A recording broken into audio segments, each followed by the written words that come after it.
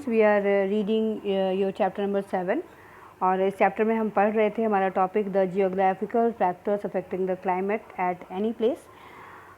इसमें हमें पढ़ना था next point, that is distance from the equator. यानी कहीं की भी जो जियोग्राफिकल कंडीशन होती है वो किस तरह से इक्वेटर के डिस्टेंस पर डिपेंड करती है कि इक्वेटर से वो प्लेस कितना दूर है या कितना नज़दीक है।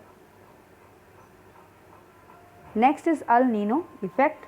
अल नीनो इफेक्ट क्या है? El Nino effect refers to the irregular warming of surface water in the Pacific ocean. यानी लगातार जो पैसिफिक ओशन का जो सरफेस वाटर है, अपर लेयर का वाटर है, वो लगातार गर्म हो रहा है।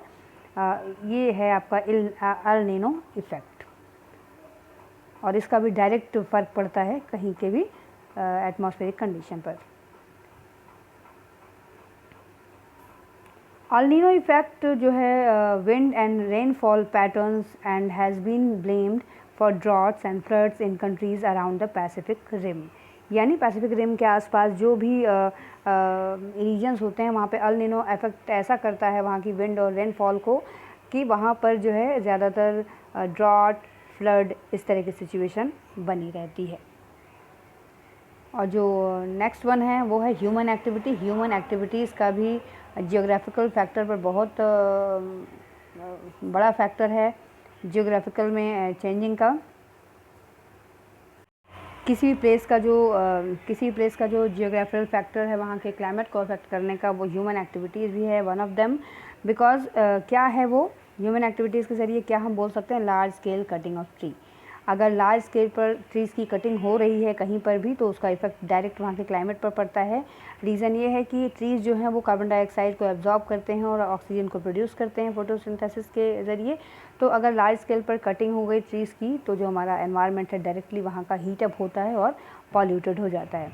दूसरा है इंडस्ट्रियलाइजेशन। इंडस्ट्रियलाइजेशन में क्या होता है? Heavy industrialisation, transportation of goods consume very large quantities of fossil fuels. यानी इंडस्ट्रीज़ बहुत ज़्यादा बड़े पैमाने पर बन रही हैं due to increase in population, so बहुत बड़े पैमाने पर फॉसिल फ्यूल्स भी यूज़ हो रहे हैं। और जो फॉसिल फ्यूल्स का यूज़ है वो रिस्पॉन्सिबल होता है कार्बन डाइऑक्साइड के इंक्रीजिंग का in atmosphere, acid rain and air, water and soil pollution में ये बहुत बड़ी भूमिका निभाता है इस industrialisation. Okay students, next topic is climate of our country. अब हम अपने कंट्री के क्लाइमेट के बारे में पढ़ेंगे।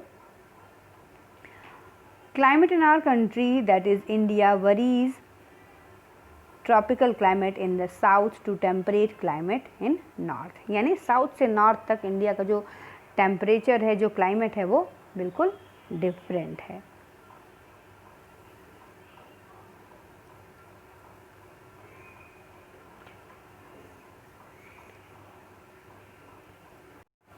इंडिया में जो क्लाइमेटिक ईयर है वो 2 मानसून सीज़न का होता है। 2 मानसून सीज़न का होता है। फर्स्ट है साउथ वेस्ट मानसून जो जून से सितंबर तक का जिसका समय होता है, और सेकंड है नॉर्थ ईस्ट मानसून जिसका समय है नवंबर से मार्च तक। Okay students, the next topic is adaptation in animals to different climates. यानी जो डिफरेंट क्लाइमेट्स होते हैं उसमें जो एनिमल्स पाए जाते हैं उनमें किस तरह के एडाप्टेशंस होते हैं, यानी किस तरह की उनकी जो बॉडी स्ट्रक्चर होता है वहाँ पर सर्वाइव करने के लिए बना हुआ होता है, उसको हम इस चैप्टर में अब जानेंगे। तो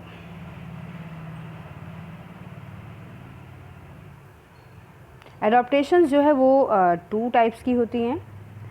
first permanent adaptation and second temporary adaptation. ठीक है, तो परमानेंट एडाप्टेशन क्या है?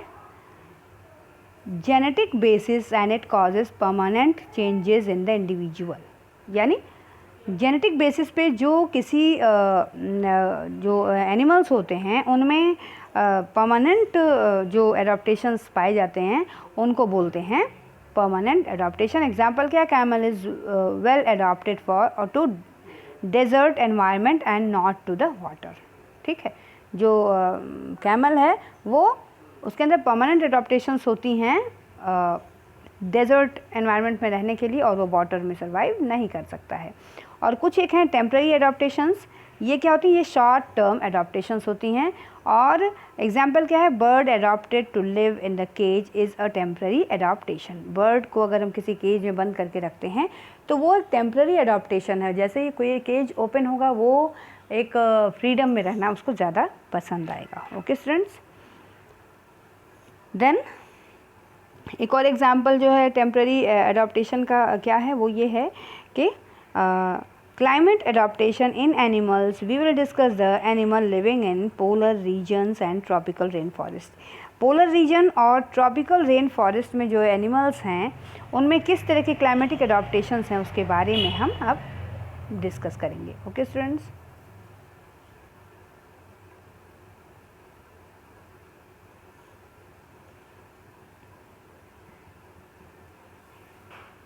सबसे पहले हम जानेंगे जो adaptation in animals to polar regions, यानी पोलर रीजन्स में जो एनिमल्स हैं उनमें किस तरह के एडाप्टेशंस हैं उसके बारे में हम डिस्कस करेंगे।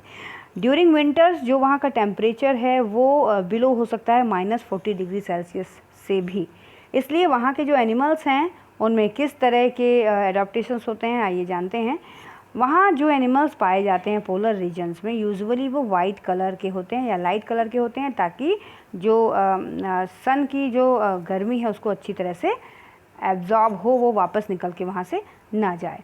ओके, और इससे एक चीज़ और होती है कि इजीली वो विजिबल होते हैं स्नोई बैकग्राउंड में।